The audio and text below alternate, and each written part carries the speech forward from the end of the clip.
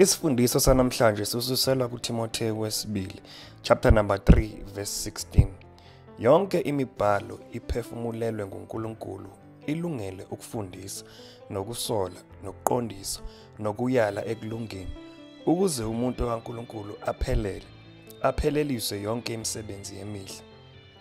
Umfowethu uMlondi Jula uyena ozobe esishumayeza namhlanje. Siyathemba ukuthi inkulumo yanamhlanje nizoyithokozela. Kunombuzo engifisa ukuphendula. Umbuzo ovamile ukuvela kakhulu uma ngitshela abantu ngokubaleka kweBhayibheli. Umbuzo othi kungani kumele sibambelele esifundisweni seBhayibheli. Lo mbuzo sizozama ukuphendula ngisebenzisa lamavesi esiwafundile kuTimothi wesibili esahluko sesithathu. Lo mbuzo ngizowuphendula ngezimpendulo ezimbili ezivezwe lamavesi. Impendulo yami yokuqala ithi kumele sibambelele esifundisweni seBhayibheli ngoba iBhayibheli lithembekile ngokupheleleyo. Impendulo yesibili ithi kumele sibambelele esifundisweni seBhayibheli ngoba iBhayibheli liwusizo kukho konke ukuphila. Mangingakudwebela nje kafushane isithombe ngomongo walesi sahluko. Lesi sahluko sihlukaniseke kabili. Kusukela kuverse 1 kuya kuverse 9. uPaul utshela uTimothi ngezikhathi ezinzima ezizayo. La khona veza ukuthi kuyoba nabantu abathanda imali, kuyoba nabantu abayithanda bona ngaphezulu kokuthanda uNkulunkulu. Futhi kuyoba nabantu abanesimo sokusaba uNkulunkulu kodwa amandla akho bewaphika. Kodwa ke mowehla ubuka uverse 10 kuya ku17 uyabona ukuthi uPaul usekhuluma ngokunye ke manje. Usekhuluma ngokubambelela esifundisweni esilungileyo.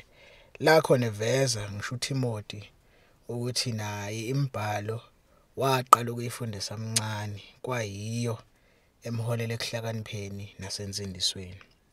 La esifunda khona isiqephu sesibili kwingxenye yesibili yalesi sahluko. La khona uPaul eveza ukubaluleka kokubambelela esifundisweni semibhalo. Masibuke ke impendulo yami yokuqala ethi simele ukubambelela esifundisweni seBhayibheli ngoba iBhayibheli lithembakele ngokupheleleyo. Uthi uPawula yonke imibhalo iphefumulelwe nguNkulunkulu. Abantu uPawula ayebabhalela babeqonda ngokuphelele okushiwo lamazwi.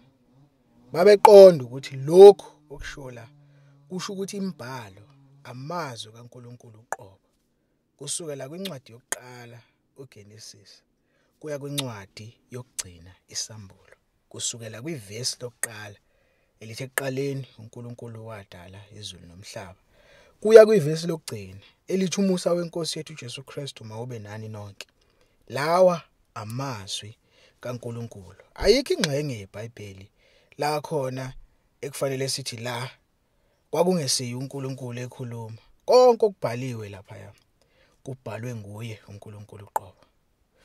uPetro kwincwadi yakhe yesibili isahluko sesithathu uverse 14 kuya ku16 uthi ngakho bathandekayo lokhu nibheka lezi zinto khuthalelani ukuba nifunyanwe ninokuthula ningenabala ningenacala kuye nithi ukubekezela kweNkosi yethu kungukusindiswa njengalokho nomzalwane wethu othandekayo uPawula wanilobela njengokuhlakanipha ayekuphiweyo njengalokhu nasezincwadini zonke ekhuluma kuzo ngalezi zinto okukhona kuzo okunye okulukhuni ukuzwisisa okuthi abangafundile nabangaqinile bakuhlanekezele njengalokhu benza njalo nangezinye izincwadi kube ngokubhujiswa kwabo. Uyabona ukuthi ngisho uPetro uyaveza ukuthi ezinye zezincwadi zikaPaul zaziyizwi kaNkulunkulu. Leli qiniso liveza ngokusobala ukuthi iBhayibheli alibhalwanga nje abelungu njengoba abaningi besho, futhi alibhalwanga umbuso othile, kodwa libhalwe uNkulunkulu uqobo lwakhe. Ngakho silifunda ngokuqonda ukuthi uyena uNkulunkulu uqobo ekhuluma nathi. Futhi asikhethi ingxenye ethile ngoba izovumelana nathi, kodwa silithatha lonke iBhayibheli silifunde njengezwi kaNkulunkulu.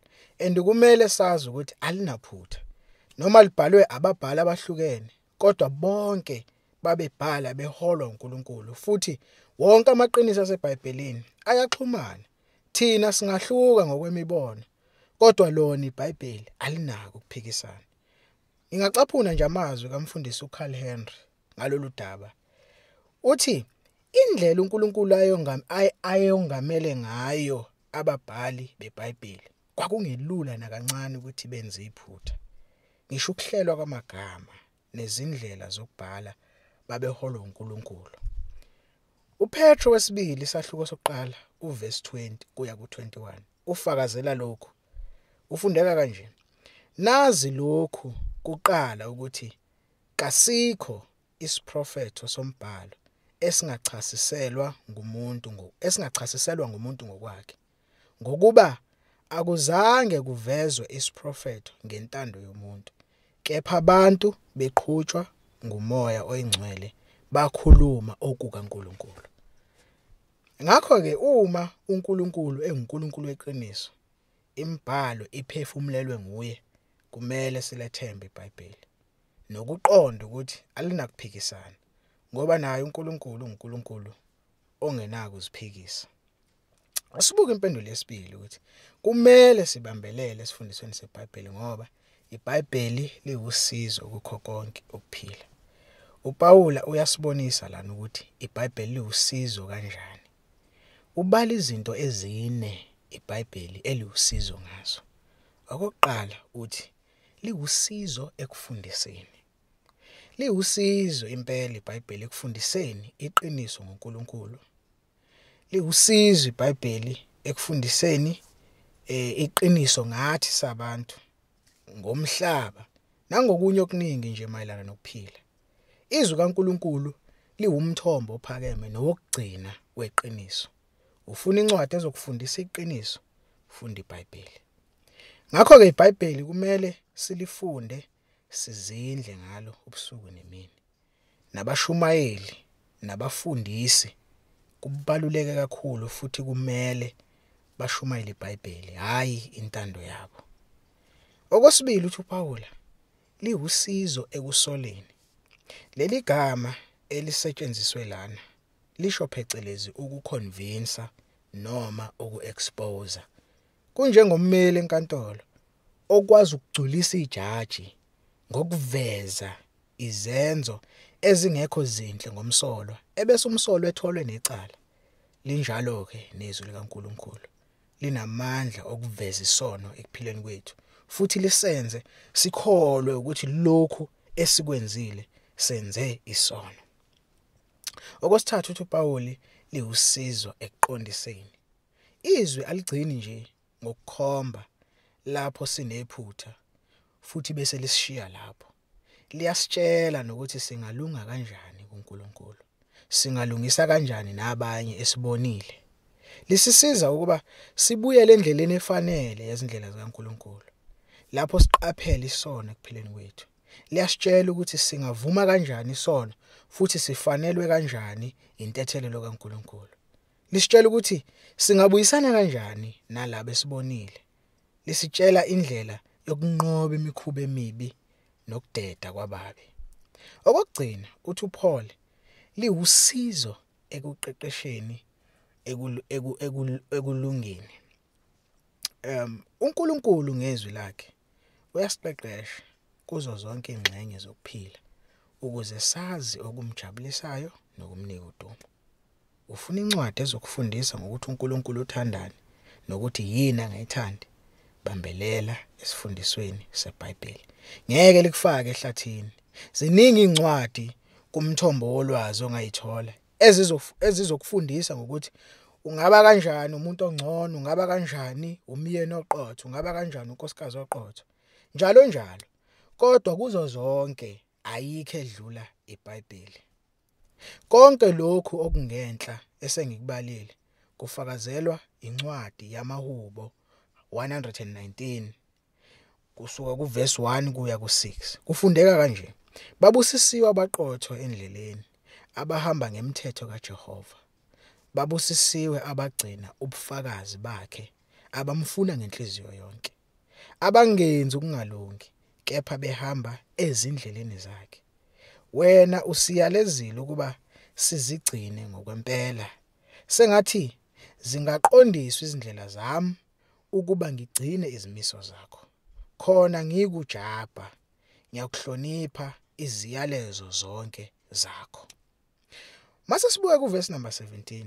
uPaula uthi imiphumela yezwi likaNkuluNkulu ukuthi ukuze umuntu kaNkuluNkulu apheleliselwe yonke imisebenzi emihle.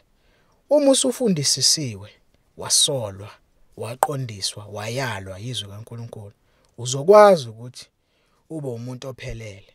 Udlulisele lelo qiniso kwabanye ngokuzethemba, ngoba awunikeze yakhe imibono ngokuphila, kodwa kunalokho amazwi kaNkuluNkulu owasebenzisile kweyakhe impilo, futhi wabonakala uthembekile kuwo.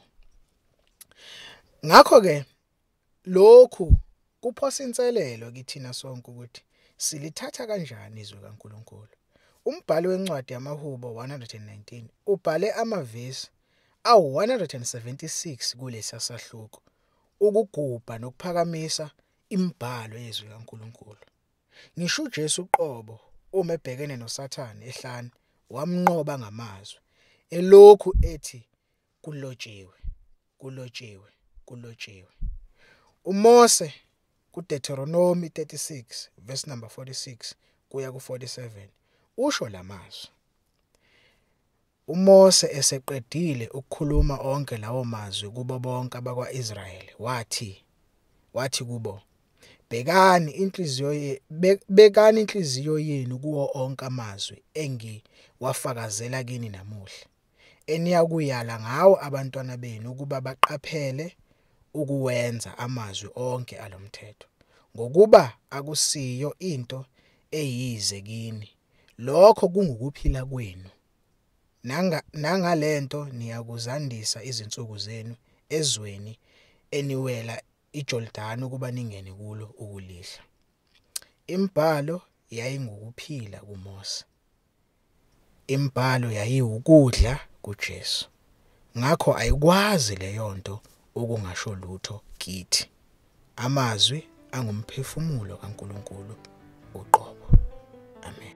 Sibonga kakhulu ngokuthi niphinde nisiphe indlebe. Sibonge futhi kakhulu kwisikhulumi sethu sanamhlanje, uMlondi Jula. Ukunikhumbuza nje bazalwane bami, intshumayelo ezikanje ziyatholakala ekhasini Amandla Ensindiso podcast ku-YouTube na ku-Spotify. Ibandla lethu iLiving Hope Bible Church elikhonzayo njalo ngamasonto ngo-9 endaweni yalapha eMaritzburg, eScottsville. Inkosi nibusise, siyabonga.